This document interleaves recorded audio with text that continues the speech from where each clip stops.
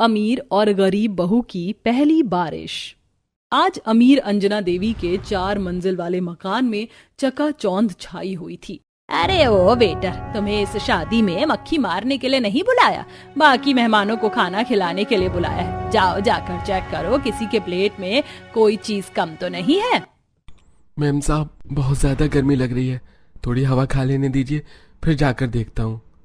अरे वाह, 2 कौड़ी के वेटर, अपनी औकात देखी है तूने, जो इम्पोर्टेंट एसी की हवा खा रहा है। जाकर काम कर। पसीने पसीने होकर गरीब वेटर खाना खिलाता है, तभी पड़ोसन सुमित्रा कौशल्या आती हैं। बहुत ही अच्छा खासा खाने पीने का व्यवस्था किया था आपने अंजना जी। वैसे बफे सिस्टम का खाना काफी महंगा पड़ा होगा। सुमित्रा के पूछने पर अंजना को अपनी शेख ही बघारने का मौका मिल जाता है। सुमित्रा जी, अब ढंग से शादी करने में खर्चा तो ज्यादा लगता ही है। एक ही तो बेटा है मेरा, मैं तो अपनी इकलौती बहू को पलकों पर बिठा कर रखूंगी। अच्छा जी, हम चलते हैं, अभी शांति बहन के घर जाना है, आज उनके बेटे की बारात थी। जाइए जाइए, शौक से जाइए, मगर यहाँ की तरह शानदार शाही पनीर मटर पनीर थोड़ी खिलाएंगी, पूरी सब्जी ही खिलाएंगे। बस हो गया शादी का खाना। अमीर अंजना गरीब शांति की पड़ोसन थी। दोनों के बीच में बोलचाल नहीं थी। शांति सीधी थी जबकि अंजना घमंड करती थी। कुछ देर में दोनों की बहुएं उतरती हैं, तभी आसमान में जोर जोर से बिजली कड़कने के साथ बारिश चालू हो जाती है। हाय हाय, ये गर्मी के मौसम में बिन बादल बरसात कहाँ से चालू होगी? किच किच मच जाएगी। बरसात देखकर अंजना नाक चढ़ा लेती है, जबकि वर्षा भीगते हुए नाचने लगती है। जुल्फ से उड़ने लगे बादल, सीने पर से उड़ने लगा चल, सबसे होके बेफिकर मैं नाचूं आज छम छम छम छम छम छम छम छम छम छम छम। वर्षा बहू, बारिश में मत भीगो, नहीं तो तुम्हारा लाखों का लहंगा खराब हो जाएगा। मैं छाता लाती हूँ। मम्मी जी, बारिश का मौसम मेरा मन पसंद है, आप भी इंजॉय कीजिए। ये कैमरे वाले भैया, आप स्टैचू बनकर खड़े क्यों हो? मेरी अच्छी अच्छी फोटो शूट कीजिए, मैं अपनी शादी के एल्बम में लगाऊंगी। अरे ओ कैमरे वाले बाबू, खड़ा होकर देख क्या रहा है? फटाफट से मेरी बहू की बढ़िया बढ़िया बारिश में फोटो खींच दे, ताकि मेरे गरीब पड़ोसी जलकर खाक हो जाए। अंजना ऐसे बोलकर गरीब शांति को टॉन्ट मारती है, जहाँ बारिश के चलते उनका मिट्टी वाला कच्चा घर आंगन गलने लगता है। हे राम जी, इस बारिश को भी आज ही आफत लगनी थी।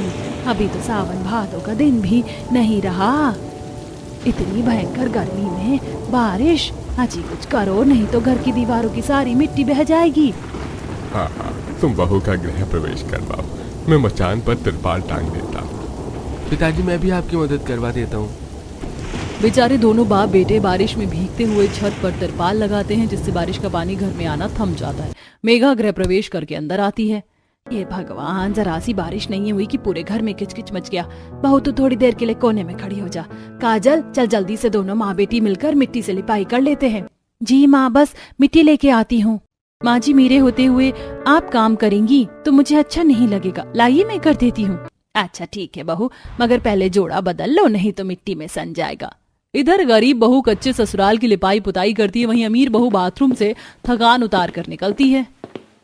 शावर लेने के बाद कितना फ्रेश फ्रेश हल्का हल्का फील हो रहा है। आची आची, देख लग गया ना जुकाम। ये बिन मौसम का बारिश बड़ा खराब है, क्या जरूरत थी छपाक छपाक के नहाने की?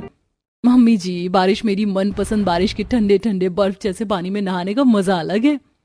अच्छा तुम आराम करो, मैं रामू के हाथ से बढ़िया सी अदरक इलायची वाली चाय भिजवाती हूँ। Thank you so much mummy जी। दोनों अमीर गरीब बहू की उनके ससुराल में गर्मियों के बारिश की शुरुआत कुछ इस कदर होती है। अगले दिन मेघा चिलचिलाती गर्मी में आंगन में चूल्हा चढ़ाई की रस्म करती है। सब्जी और हलवा तो तैयार हो गया, लगे हाथ कढ़ाई चढ़ाकर पूरियां छान लेती हूँ। तभी सास ननद बाहर आती हैं। ओहो नई दुल्हन, देख आंगन में कितनी तीखी मिर्ची की धूप हो रही है। चूल्हा घर में रखकर ठंडक में खाना बना लेती।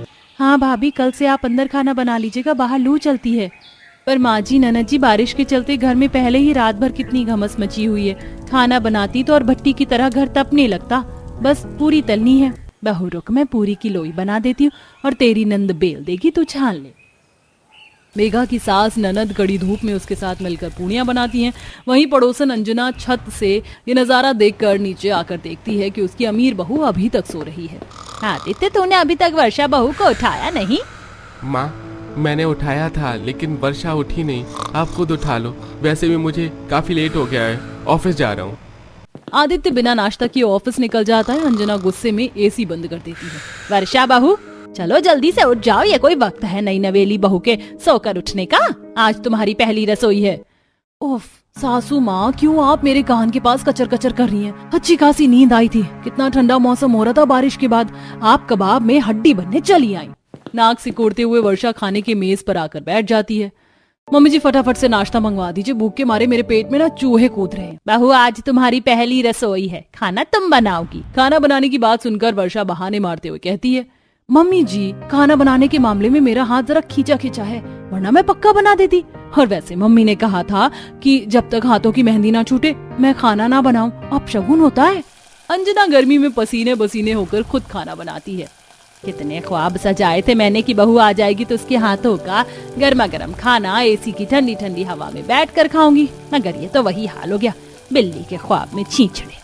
वही गरीब बहू पूरे परिवार को हाथ पंखा करते हुए परोस कर खिलाती है। तभी फिर से बारिश का मौसम बन जाता है। गरम गरम लू तेज आंधी तूफान से मिट्टी उनके घर में घुस जाती है।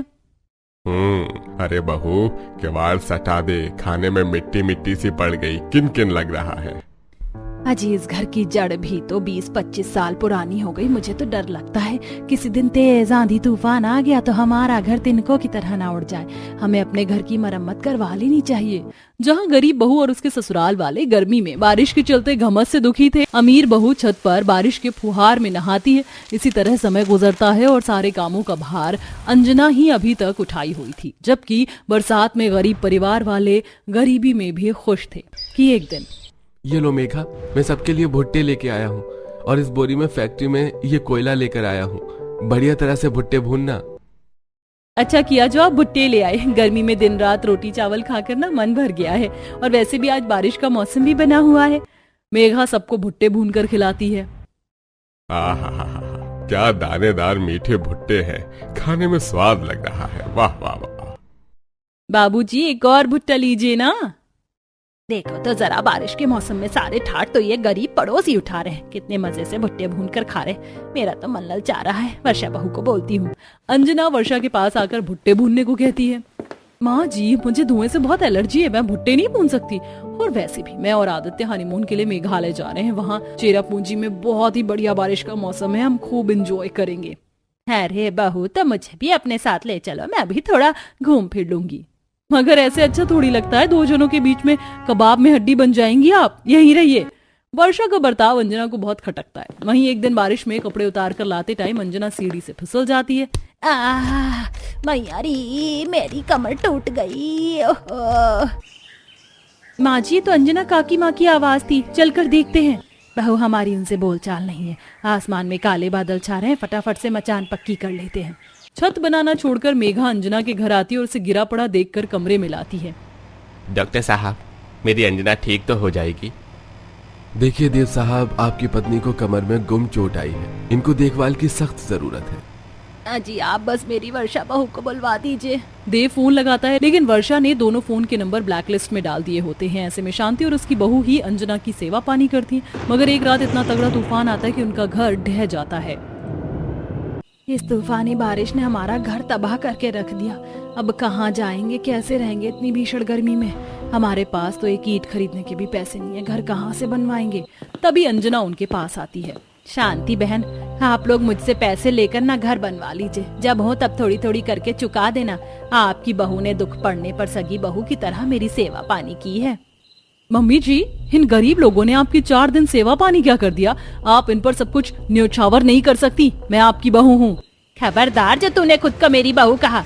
जब बिस्तर पर पड़ी सास की सेवा की बारी आई तो फोन नहीं उठाया गया, और अधिकार जमाने के वक्त तुरंत सास याद आ गई। मेरा धन मैं जिसे मर्जी दूं बहू।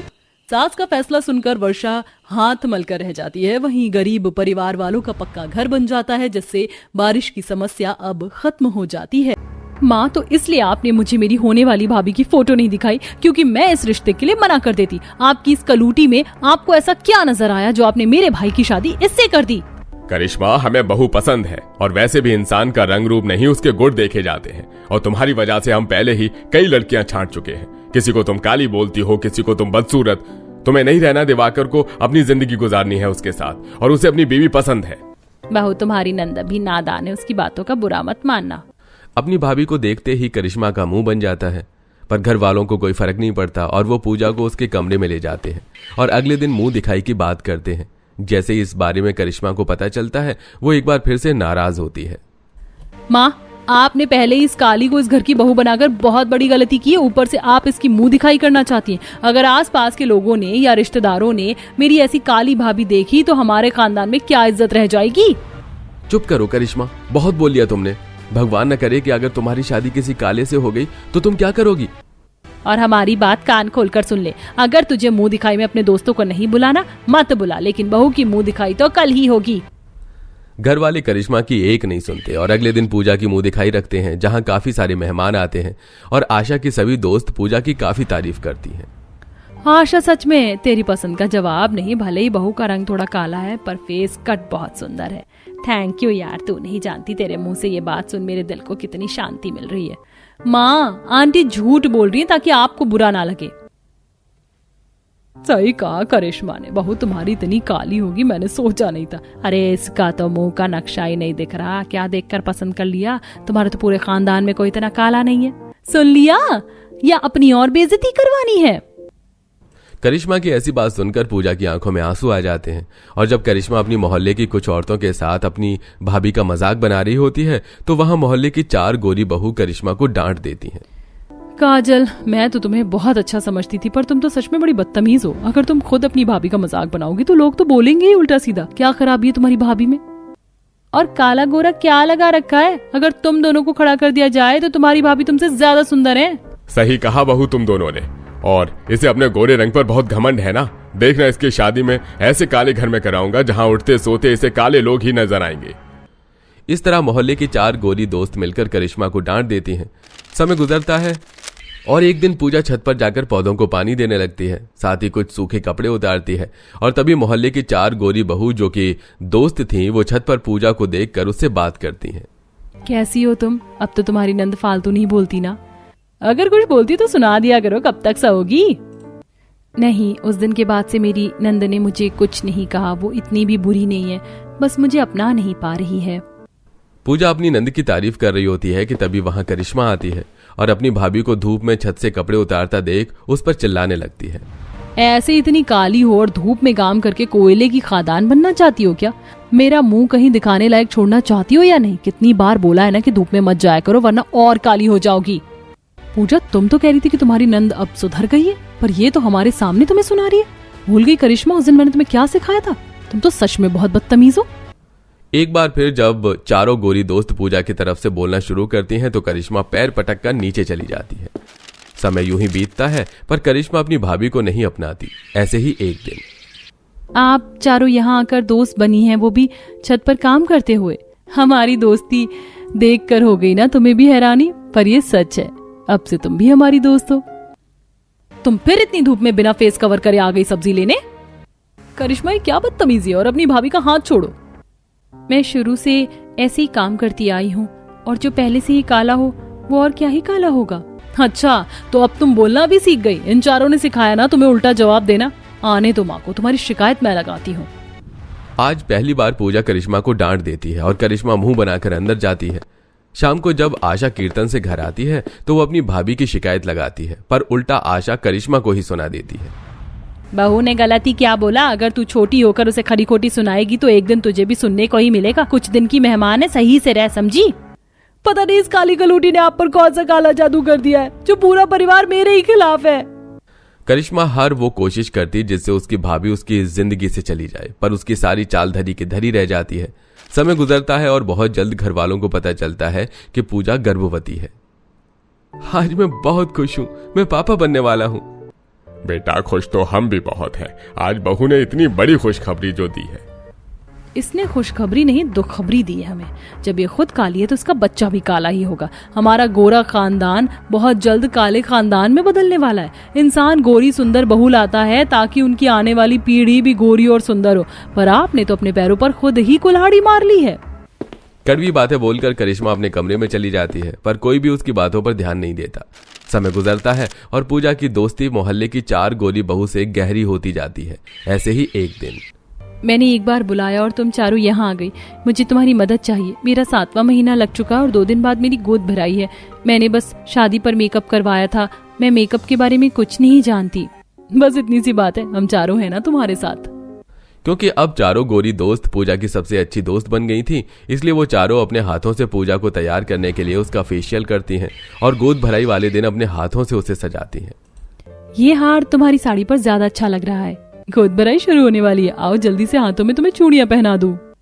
इस तरह 4 गोरी बहू मिलकर गोद भराई वाले दिन पूजा को तैयार करती हैं। कुछ देर में गोद भराई की रस्म शुरू होती है और कुछ औरतें आशा से कहती हैं, आशा बहन तुम बहू तो काली ले आई, पर अपनी बहू पर थोड़ा ध्यान दो। उसे नारियल खिलाओ, दूध केला खिलाओ ताकि बच्चा गोरा पैदा हो। मैं तो कहती हूँ कमरे में गोरे सुंदर बच्चों की फोटो लगा दो, कहीं ऐसा ना हो कि तुम्हारी बहू का बच्चा भी काला हो। मेरी बहू का बच्चा काला हो या गोरा हो, वो बच्चा होगा मेरे ही घर का, इसीलिए तुम अपनी राय मत दो। यहाँ रस्म करने के लिए आई हो, रस्म करो। आशा की बात को सुनकर उस औरत का मुंह बन जाता है और कुछ ही देर में एक एक करके सारी औरतें गोद भराई की रस्म शुरू करती हैं और साथ ही पूजा के काले रंग का मजाक बनाती हैं।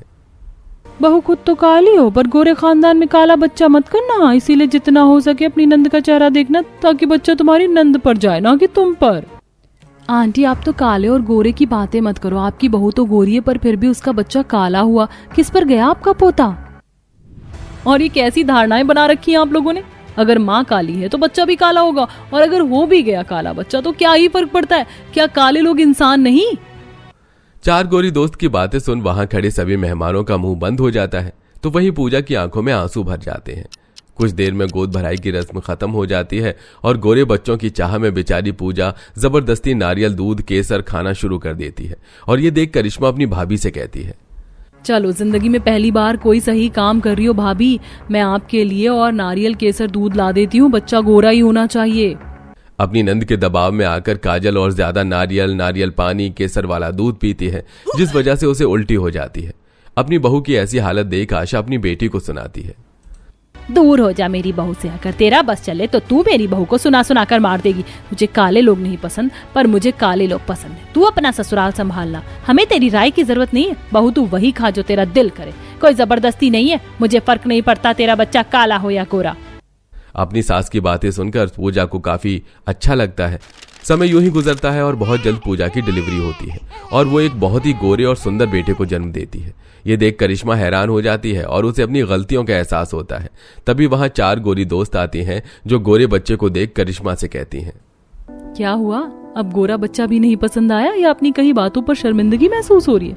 देख लो, जरूरी नहीं कि अगर इंसान काला है तो उसका बच्चा भी काला हो। आप चारों बिल्कुल सही कहती थी भाभी। पूजा भाभी मुझे माफ कर दीजिए, मैंने आपके साथ इतना गलत किया, आपको इतना भला बुरा कहा। आज मेरी सारी गलतफहमी खत्म हो गई। अगर सच में अब तुम्हें मुझसे कोई नाराजगी नहीं, तो मैं तो चाहती हूँ कि तुम मेरे बच्चे का नाम रखो। अपनी भाभी की अच्छाई देख करिश्मा की आंखों में आंसू आ जाते हैं और करिश्मा अपने भतीजे को गोद में उठाकर उसका नाम रखती है और इस तरह करिश्मा भी अपनी भाभी को दिल से अपना लेती है।